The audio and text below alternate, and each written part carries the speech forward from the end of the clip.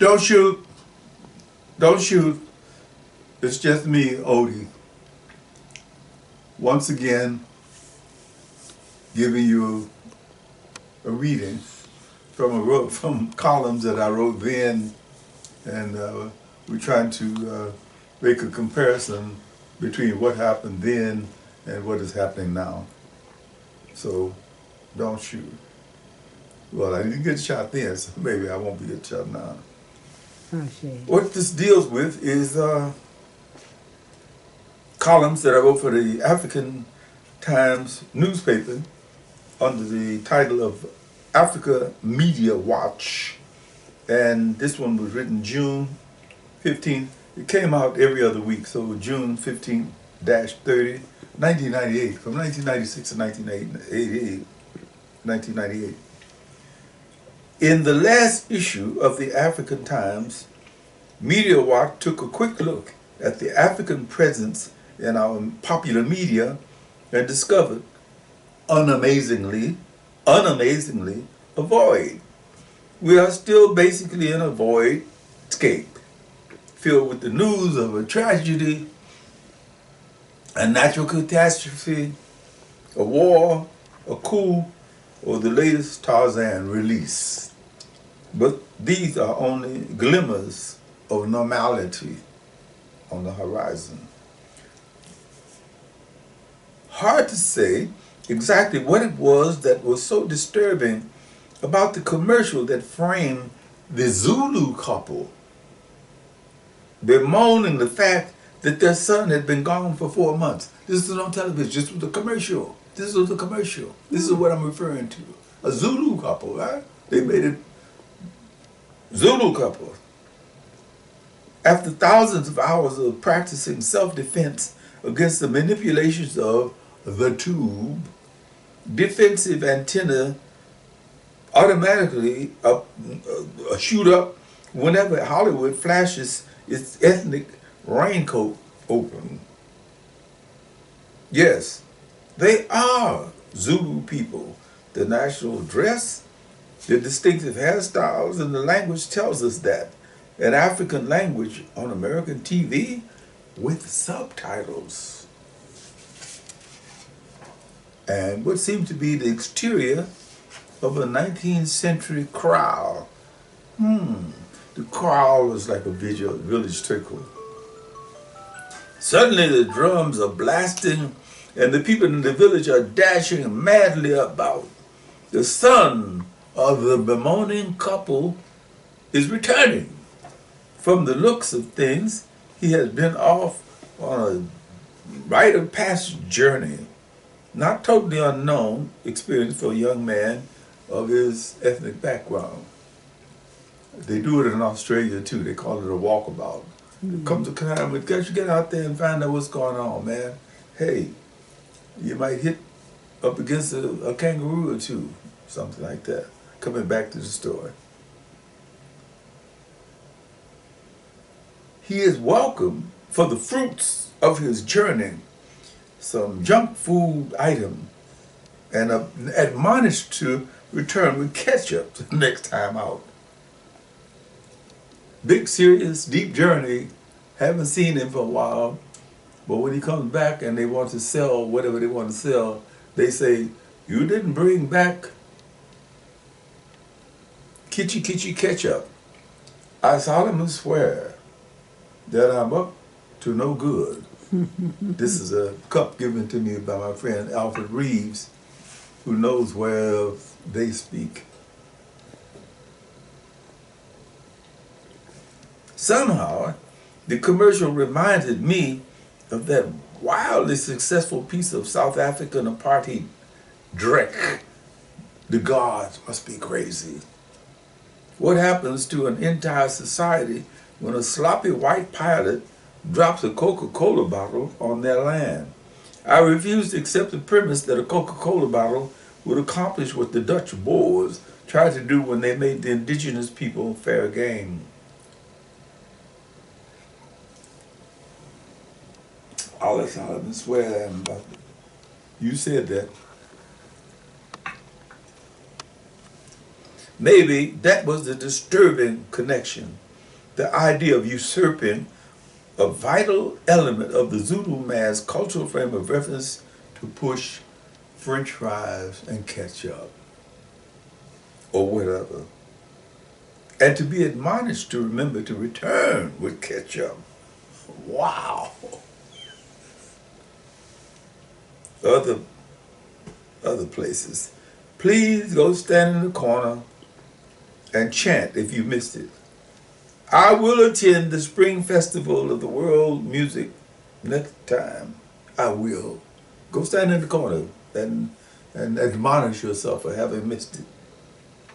The World Music Festival, presented by the UCLA Department of Ethnomusicology in Schoenberg Auditorium from May 28th to June 5th, 1998. This happened. This happened. This really happened. Wow. Okay. Even after what happened on television with the commercial, this also happened. Okay. Music of the Near East. Where's the Near East? Well, Balkan music. Afro-Cuban music. Sierra von Lebao, Fiebon les Oluwa.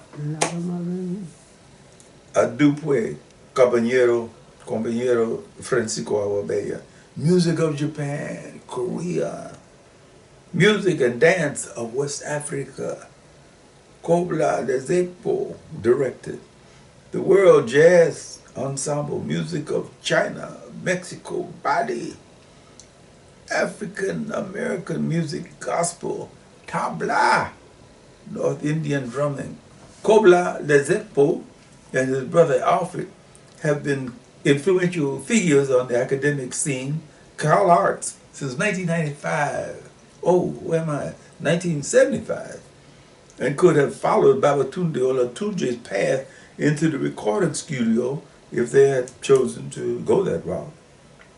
African and African-based music, which takes in the whole planet, and vital information is being exposed by Brother Monday on Saturday, every Saturday at 3 p.m.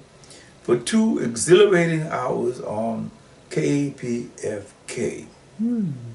Listening to the show will give you a more fully rounded view of the world. Why it's important to pay attention to some rumors? We exchange a skeptical glance behind Haile's back after he finished telling us about the conflict between Eritrea and Ethiopia. Little cut over here, yeah. It happened last month at a birthday party at MD's house. War between Eritrea and Ethiopia? About what? About this strip of borderland between the two countries that the Italians had arbitrarily remapped years ago during their imperialistic plunge into Africa. Why wasn't that information given us in the daily newspapers? Maybe they didn't know. In any event, we were not quite as surprised as we would have been if we hadn't heard what we heard from Haile about the nasty little war going on in his native land. I keep sticking daggers at that because it's this period of time, 1960, 1996, 1998, a lot of things were going on in Africa that currently have given birth to what we see. And there was no notice of it other than some little esoteric column in some little newspaper like the African Time. Mm-hmm. So I jumped on it and stayed on it for quite a little while. The thing about Africa is still, we're in 2024. You know what's happening in Ukraine, you know what's happening in North and South Korea, North and South Vietnam, all over the world. And occasionally, if it becomes too unavoidable to deny or to miss, they'll tell you, oh, Ebola is happening up in Guinea in Africa. And why that is, it's just purely racist. They don't want to assume the people who control the media of the world, would not like to even include what is happening about what's going on with black people in general, because they are racial, they are racist, they are racist, they are racist, because they think that black people are inferior, and whatever it is that's happening with black people doesn't really matter to the rest of the world. They won't put the genocide of what happened in the Congo on the same level as what happened in Europe, in Ukraine or wherever. At the same time that Ukrainians have been slaughtered by Russians, you have missionaries slaughtering many thousands and thousands of Africans, because what they're teaching them is white people are inferior, and the only way you can be saved is to pray to this Jesus with the blonde beard and the blue eyes. I know, it's enough to make you scratch your head. So I'm going to end it there. But that's what was happening then, and that is what's happening now. I bid you... He said they were teaching them that white people were inferior. Oh, did I say that? Yeah, scratch my That head. was a sub... Okay, on that happy That was a subconscious feeling. Let me straighten it out. They're teaching that white people are inferior. If you go to Ghana, white people like are we inferior. did, and you see a billboard at roundabout at Dankwa Circle with a Jesus, with a white Jesus, in Italian, I think it was, with blonde hair, blue eyes, you think, wait a minute, I'm in the middle of West Africa. Why do they portraying Jesus as a white guy? Well, okay, but I didn't mean that. Okay. Forgive me. All right. And with that note, your website, www.odiehawkins.com, and It. Ness.